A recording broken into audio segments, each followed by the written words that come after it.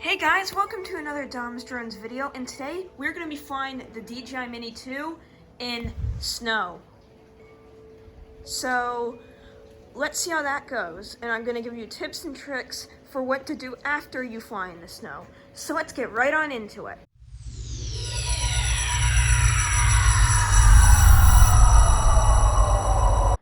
So let's get flying. I'm going to get this drone up into the air. And let's get going. So I'm going to bring the drone to a small altitude and do a few rotations and drive around a little bit. I'm not going to be out there for too long since I really like this drone and I do not want to get it ruined. I've seen other YouTubers who fly and land in the snow, but I'm not doing that. Oh, but now you can see that the signal's getting a little bit iffy. So I don't know what the cause of that was. I am keeping an up-to-date phone and I was keeping the controller aimed at it. Might just be interference from all the nearby housing or the snow. So if we take a look, overall the DJI Mini 2 handles the snow pretty well. So let's gain some altitude. So let's go up. And you can see the snow becomes a lot worse up here. It's more dense and strong. You can see the camera lens is beginning to fog up. So I would not recommend flying in the snow, but I'm doing it so you guys don't have to.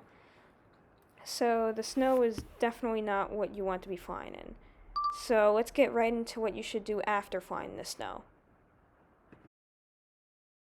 So right after flying in the snow, this is what you should do.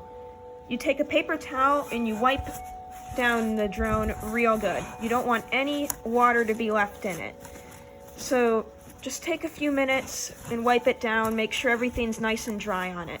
Because this water's not good for drones. Wow, that's electronics in the sky. Yeah, definitely.